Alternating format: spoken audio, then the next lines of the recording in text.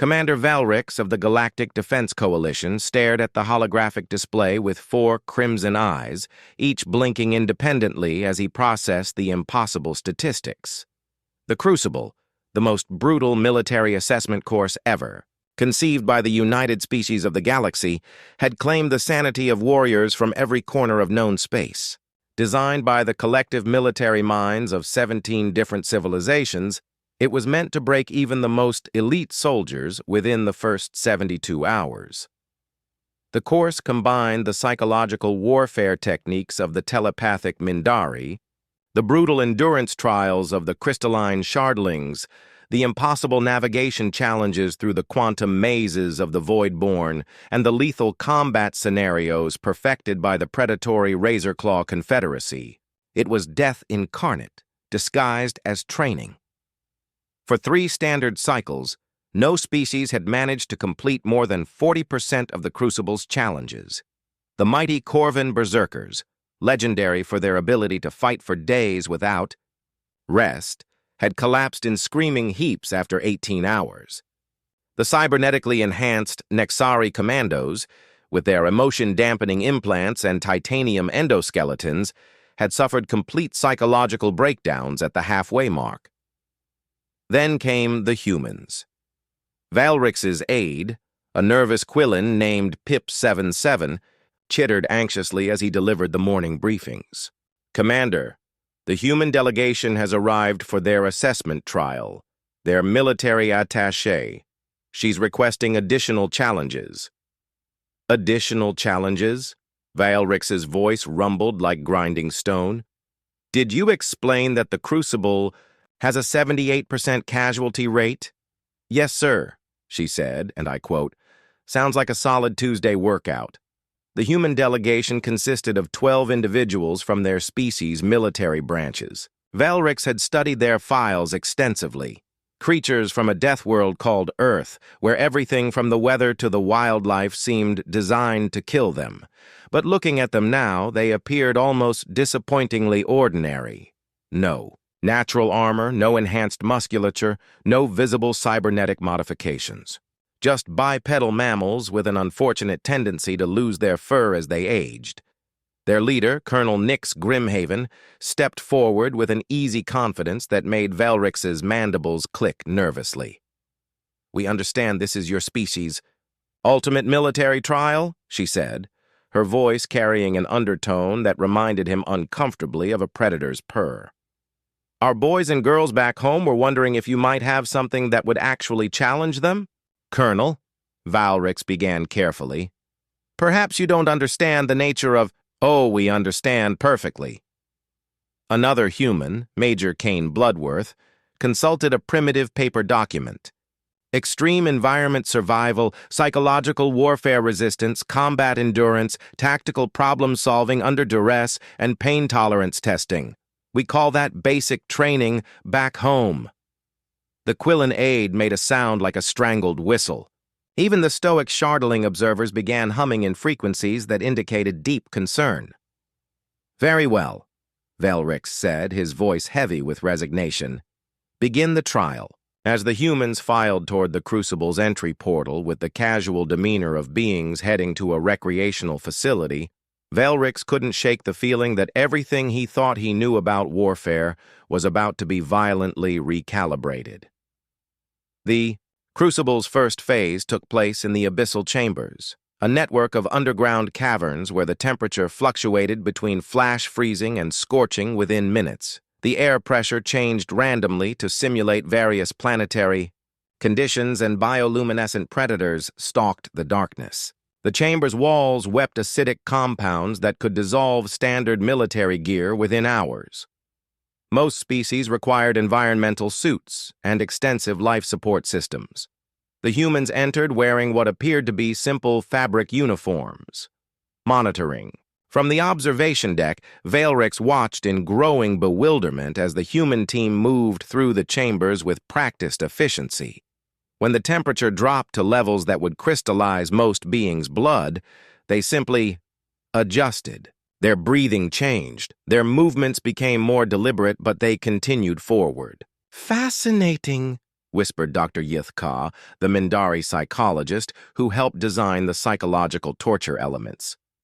Their minds show remarkable adaptation.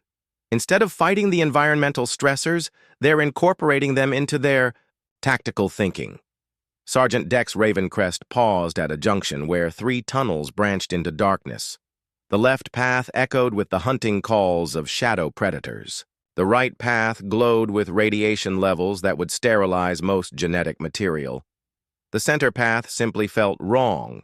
Reality bent strangely there, a trap designed by the Voidborn to induce madness. Split formation, Ravencrest said calmly. Teams of 4. Recon and report back in 20 minutes. Sir, Pip-77 chittered. They're dividing their forces in the face of maximum threat exposure. This goes against every military doctrine we've established. Velrix nodded grimly. He'd expected the humans to fail spectacularly in the first phase. Instead, they were treating the Crucible's deadliest challenges like a routine patrol. The team assigned to the radiation tunnel emerged 18 minutes later, slightly pink-skinned but otherwise unaffected. They reported the location of 3 hidden weapons caches and a secondary path that bypassed the next challenge entirely. The team sent into the Shadow Predator territory returned carrying the unconscious forms of 2 lurkers, apex predators, that had never been captured alive. Found the critters, reported Captain Zara Ironbound cheerfully. Thought the science folks might want to study them. They're actually kind of cute when they're not trying to eat your face. The team that entered the reality warping tunnel came back 15 minutes early, looking slightly amused. Navigation's easier when physics gets weird, explained Lieutenant Commander Rex Stormwind. Space-time distortions actually make for pretty efficient travel if you know how to read the currents. By the end of the first day, the humans had not only completed Phase 1, but had mapped alternative routes, cataloged indigenous species, and established what they called forward operating bases at strategic points throughout the chamber system. They're not just surviving, Dr. Yith-Ka observed, his telepathic abilities picking up the strange harmonics of human thought patterns. They're thriving. Their stress responses are completely atypical. Where other species experience fear and desperation, they seem to experience excitement? Valrix studied the readouts showing the humans' biological markers. Heart rates were elevated but steady. Adrenaline levels were high but controlled. Most disturbing of all, their brain activity showed patterns consistent with enjoyment. Commander, reported the Shardling tactical analyst, her crystalline voice tinkling with confusion. The humans have requested permission to continue to Phase 2 immediately. They say they're just getting warmed up. Valrix felt something cold settle in his primary stomach. The Crucible was designed to break the strongest warriors in the galaxy over the course of a week. These humans were treating it like a brief morning exercise. Grant their request, he said quietly. And increase monitoring protocols. I have a feeling we're about to learn something very uncomfortable about our place in the galactic hierarchy. Phase 2 of the Crucible was known as the Mind Shatter Protocol. The Mindari had spent decades perfecting psychological warfare techniques that could reduce even the most disciplined warriors to gibbering wrecks. The chamber used advanced telepathic amplifiers to broadcast the subject's deepest fears, most traumatic memories, and darkest impulses directly into their consciousness while flooding their nervous systems with synthetic horror. The previous record holder, a Corvan berserker named Thack something unpronounceable, had lasted exactly 14 minutes before clawing his own eyes out to escape visions of his childhood trauma. The humans entered the Mind Shatter chamber at 800 hours, still, joking among themselves. Remember, people, Colonel Grimhaven said as the telepathic bombardment began, this is where they try to get inside our heads. Standard protocol applies, acknowledge the intrusion, catalog the technique, and adapt. Dr. Yith-Ka monitored the ID. Psychic assault from his control station, his tentacles writhing with concentration as he pushed the amplifiers to maximum intensity.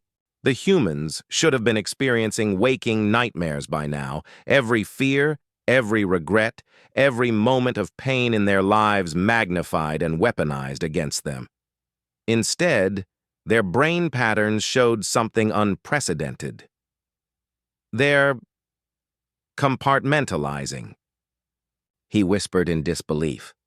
The psychic intrusions are being isolated and examined rather than integrated into their fear responses. Major Bloodworth paused in the middle of the chamber as phantom images of burning cities and dying comrades swirled around him. Interesting technique, he said conversationally to the monitoring devices. Classic trauma amplification with some novel neural pathway manipulation. We encountered something similar during the Kandahar incident, though that was more biochemically based. The what incident? Pip77 squeaked. Valrix was studying the readouts with growing alarm. Their stress hormones are barely elevated. How are they resisting advanced Mindari psychological warfare? Captain Ironbound was having what appeared to be a pleasant conversation with a phantasmic representation of her worst nightmare, some kind of burning entity made of screaming faces. You know, she said thoughtfully, you're actually not that scary compared to what we deal with back home. Have you ever met a drill sergeant? Now that's psychological warfare mastery. The Mindari psychologist increased the intensity again, pushing the amplifiers beyond their recommended safety limits. The other observers stepped back as psychic energy crackled through the chamber. The humans continued their casual stroll through hell. Lieutenant, Commander Stormwind was examining the technical aspects of the telepathic assault with professional interest. The bandwidth limitations are fascinating, he called out to his teammates. They're using quantum entanglement to bypass natural mental defenses, but the signal degradation over distance creates predictable blind spots. Are they critiquing our torture methods?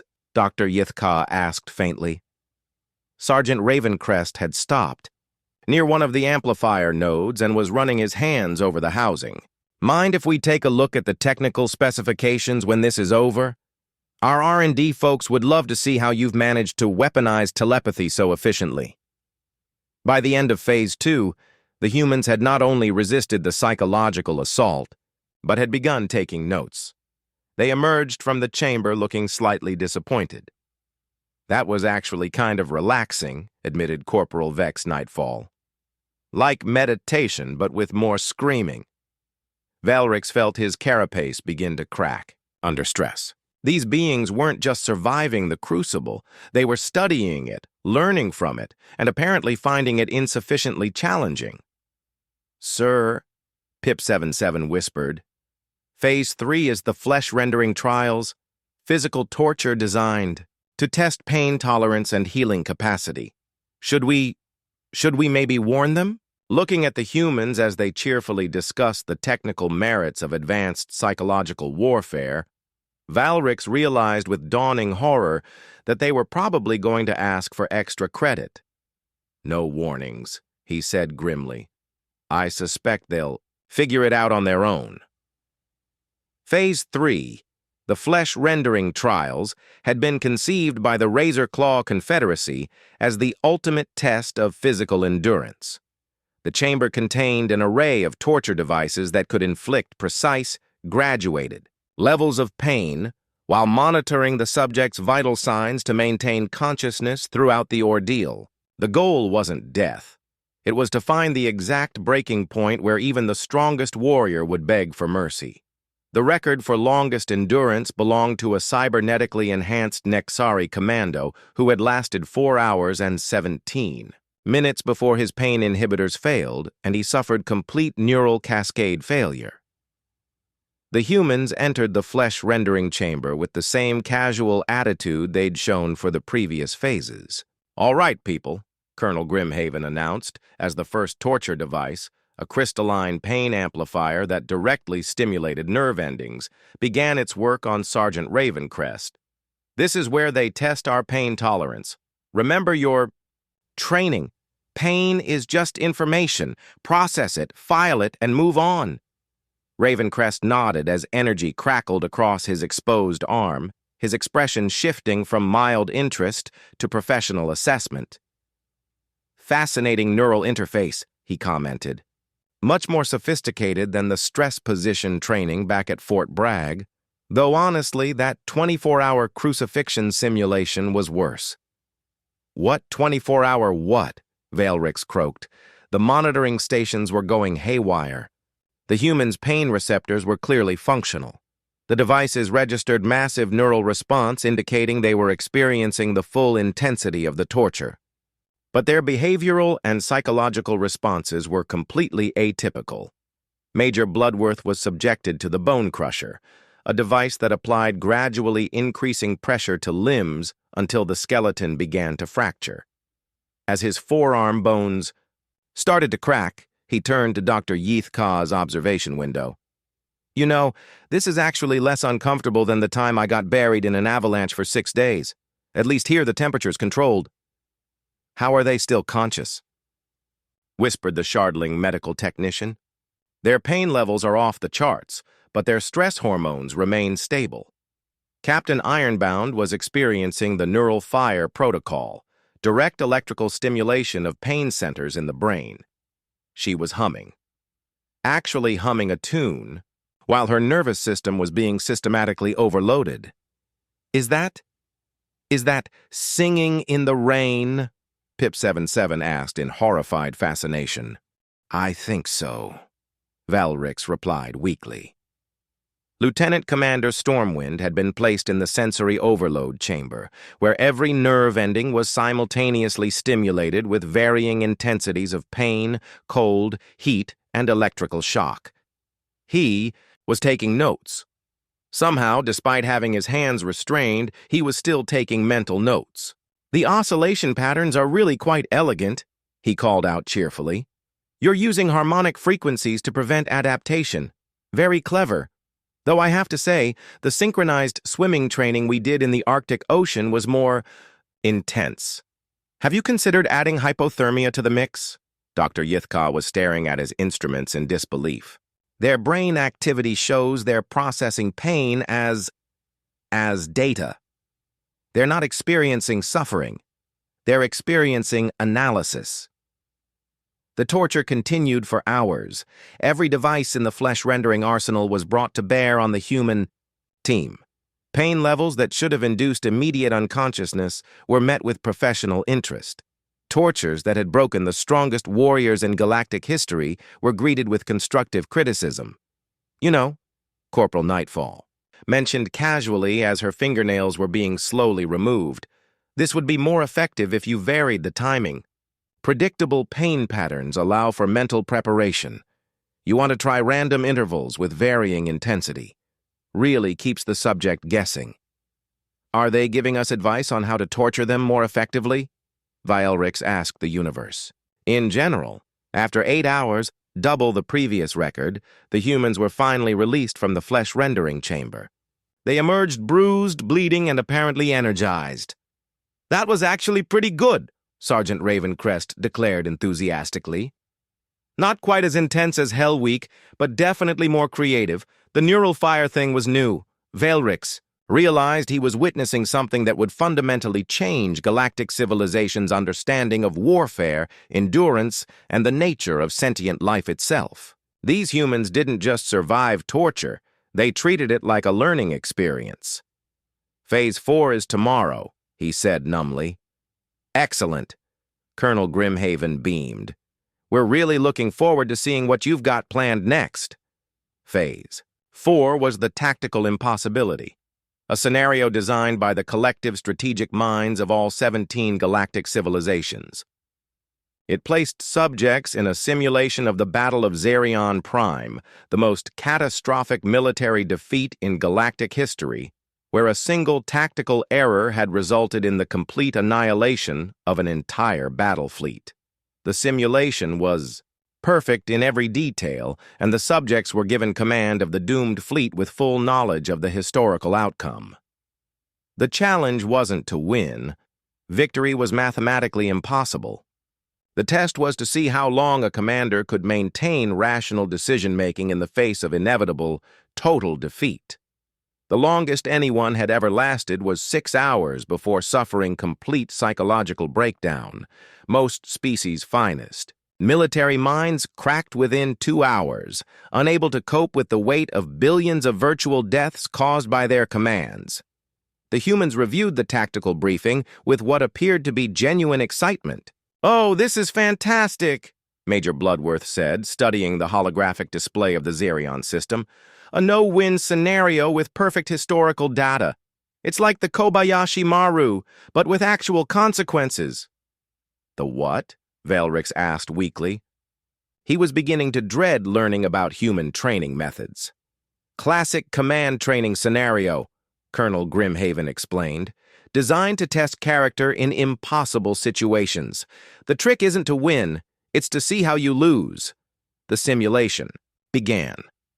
Within minutes, the humans were facing the same impossible tactical situation that had broken the minds of galactic history's greatest military leaders. Enemy forces outnumbered them 10-1. Supply lines were cut. Reinforcements were impossible. Retreat was blocked. Every decision led to catastrophic loss of life.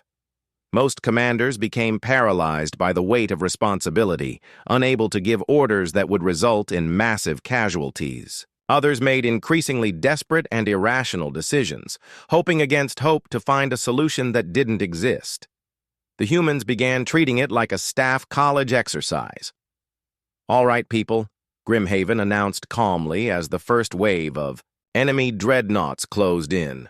"We've got a classic asymmetrical warfare scenario here. Conventional tactics are clearly inadequate. Time to get creative." "Sir," Lieutenant Commander Stormwind reported as virtual explosions consumed entire ship formations under his command, "I'm reading some interesting gravitational anomalies in the asteroid field.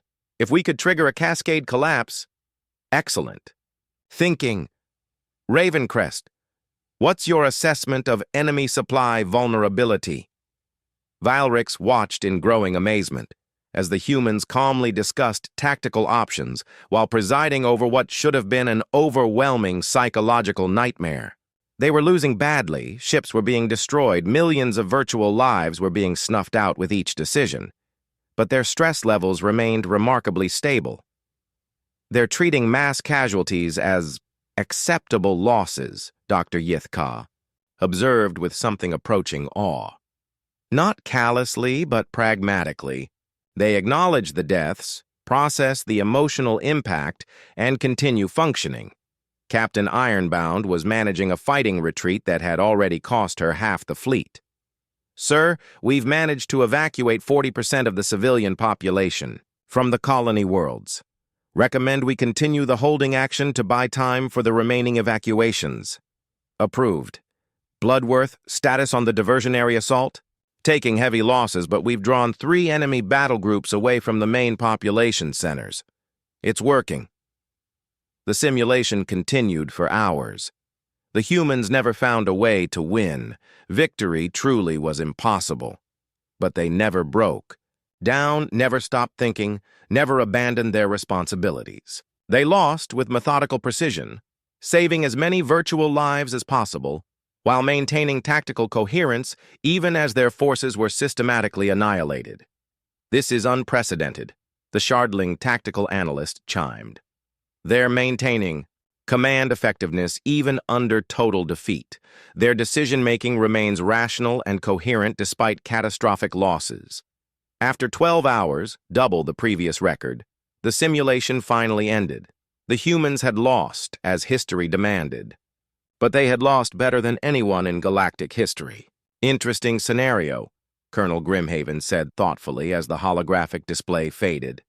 "The original commanders made several critical errors in resource allocation. With better coordination, you could probably save another 20%. Of the civilian population, maybe 30% if you were willing to sacrifice the heavy cruiser formations earlier." Valrix stared at the after-action reports.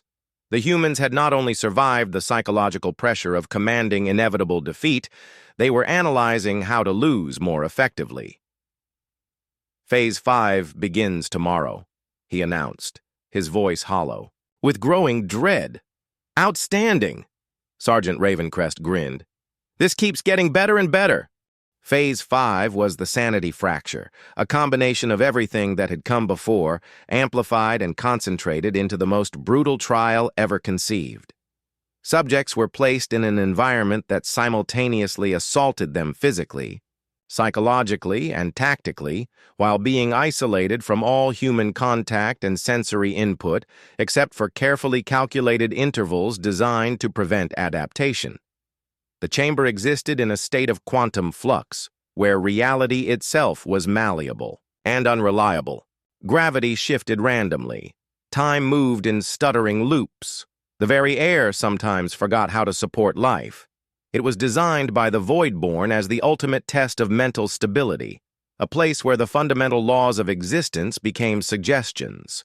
No one had ever completed Phase 5. The closest anyone had come was a Mindari, philosopher-warrior who lasted 18 hours before reality broke his perception of self so thoroughly that he forgot his own species and spent the remainder of his life convinced he was a sentient mathematical equation. The humans entered the sanity fracture chamber with their now familiar attitude of professional curiosity. Interesting, Lieutenant Commander Stormwind observed as he walked through a section where the floor existed only on Tuesdays. Quantum probability manipulation. Elegant work, really, though the temporal mechanics seem a bit unstable. Noted, Colonel Grimhaven replied as she experienced the sensation of being simultaneously on fire, frozen solid, and dissolved in acid. Reminds me of the time we did survival training in that interdimensional rift. Remember that, Bloodworth? Oh, you mean the Bermuda Triangle exercise? Major Bloodworth said as he navigated a corridor where the walls were made of screaming mathematics. Yeah, this is similar but less existentially terrifying. At least here we know it's artificial. Valrix was no longer bothering to check the monitoring equipment. The readings had long since moved beyond his ability to interpret.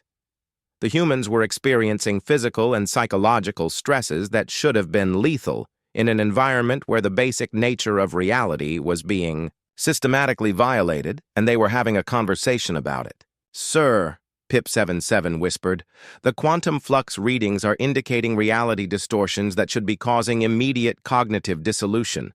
How are they maintaining coherent thought patterns? Dr. Yithka was staring at his instruments, with the expression of someone whose fundamental understanding of psychology had been shattered.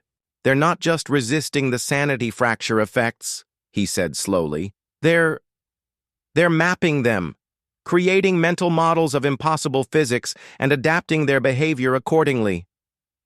Captain Ironbound was walking through a section where she existed as 7 different versions of herself simultaneously, each experiencing different tortures.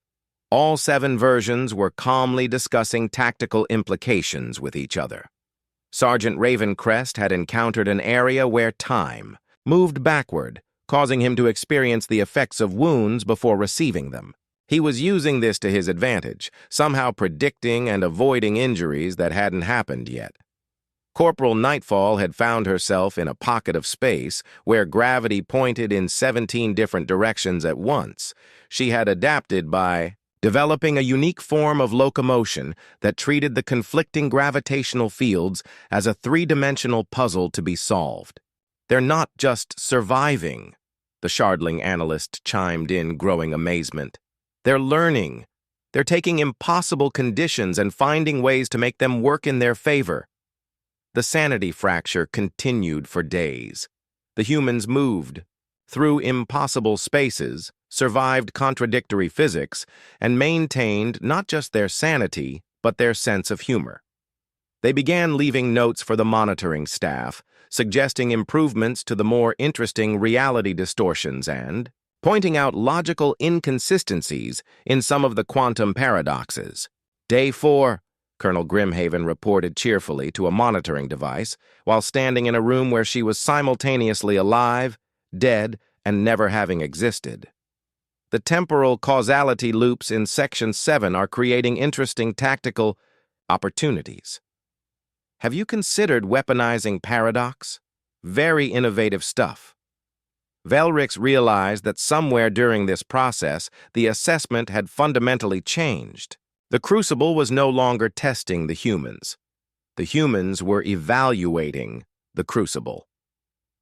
After a full week in the sanity fracture, longer than anyone had believed possible, the humans finally requested extraction, not because they were breaking down, but because they had finished their analysis. Fascinating experience, Lieutenant Commander Stormwind reported as the quantum effects faded. We've documented approximately 47 distinct reality manipulation techniques, several of which have potential military applications. Also, I think Section 12 might actually be accessing parallel dimensions. You might want to look into that. As the humans filed out of the chamber, chatting animatedly about the relative merits of different impossible physics, Velrix finally understood what he was witnessing. These weren't just soldiers who had survived the Crucible. They were beings who had transcended it. And tomorrow was Phase 6, the phase that had never been needed before because no one had ever survived Phase 5. Phase 6 had never been activated in the Crucible's history. It was a theoretical construct, a contingency that the designers had never expected to use. Known only as the ultimate trial, it combined every horror the previous phases had offered and added one final element, the complete removal of hope. Subjects were placed in a scenario where they were told, with absolute certainty, that they would die. Not might die, not could die, but would die. The chamber would maintain their bodies in perfect health for exactly 72 hours, during which they would experience every conceivable form of physical and psychological torture. And then they would be executed. Nothing they did would change this outcome. No amount of courage, intelligence, or endurance would save them. The test was simple. How would they spend their final 3 days? Most theoretical models suggested that even the strongest minds would either fall into catatonic despair or violent rage when faced with certain inevitable death preceded by maximum suffering. The humans listened to the explanation of Phase 6 with the same attentive interest they had shown for everything else. So basically, Major Bloodworth said thoughtfully, it's a terminal diagnosis scenario combined with intensive torture. We've seen similar psychological dynamics in hospice warfare training. Hospice warfare training? Velrix asked, though he was no longer sure he wanted to know. Standard curriculum, Colonel Grimhaven explained. Learning to maintain mission effectiveness even when you know you're not coming home. It's actually one of our more advanced courses. The humans entered the ultimate trial chamber with the same casual confidence they had shown throughout the entire assessment. As the final phase began, combining every torture device, every psychological assault, every impossible challenge they had previously encountered, the monitoring staff watched in stunned silence. The humans organized themselves into shifts. All right, people, Grimhaven announced as the combined horrors of the Crucible began their final assault. We've got 72 hours to demonstrate proper military bearing under terminal conditions. I want to see textbook performance. They divided the time into duty rotations. While some members of the team endured the active torture protocols, others rested, maintained equipment, and conducted what they called after-action reviews of the previous phases. Lieutenant Commander Stormwind spent 6 hours being simultaneously burned, frozen, electrocuted, and psychologically tormented while calmly dictating his tactical analysis of the Crucible's design to Sergeant Ravencrest, who was taking notes between his own torture sessions. Captain Ironbound used her periods of active suffering to conduct what she called pain management workshops for her teammates, sharing techniques for processing extreme physical trauma while maintaining cognitive function. They were teaching each other how to be tortured more effectively. "This is impossible," Dr. Yithka whispered. "They know they're going to die. They know nothing they do will save them. But they're still functioning as a unit." Major Bloodworth, while experiencing the combined effects of every psychological warfare technique the galaxy had developed was working on what appeared to be a comprehensive critique of galactic military doctrine. He had somehow acquired writing materials and was producing a detailed analysis of everything he had observed. "Sir," Pip-77 chittered frantically, "the humans are generating intelligence reports. They're treating their execution as a military mission." Velrix read over Bloodworth's shoulder as the human continued writing while enduring tortures that should have prevented coherent thought. The document was titled, "Comparative Analysis of Galactic Military Doctrine, Observations and Recommendations for Tactical Improvement." As the 72 hours reached their conclusion, the humans completed what they called a final inspection. They cleaned their equipment, organized their notes, and prepared for execution with the same methodical precision they brought to everything else. "It's been an honor," Colonel Grimhaven told her team as the final countdown began. "Likewise, sir," they replied in unison. The execution chamber activated. For a moment that stretched into eternity, the monitoring staff waited for the terrible finality of Phase 6. Then Velrix did something that had never been done in the history of the Crucible. He shut down the execution protocol. "Assessment complete," he announced, his voice barely above a whisper. The humans looked mildly disappointed. "Sir," Colonel Grimhaven called out politely, "I believe there was supposed to be an execution. Are we experiencing technical difficulties?" Velrix stood slowly, his 4 eyes fixed on beings who had just redefined everything he thought he knew about courage, endurance, and the nature of military service. "No," he said finally. "No technical difficulties. You've passed." The humans emerged from the ultimate trial looking exactly as they had when they entered, professional, competent, and slightly amused by the whole experience.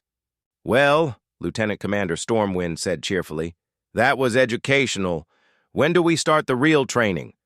Velrix stared at him. "Real training? Sure," Sergeant Ravencrest grinned. "This was just the assessment, right? The warm-up? When do we get to the actual challenging stuff?" As the humans filed out, chatting about the technical merits of various torture techniques and comparing notes on interdimensional physics, Velrix realized that the galaxy's understanding of military capability had just been permanently altered.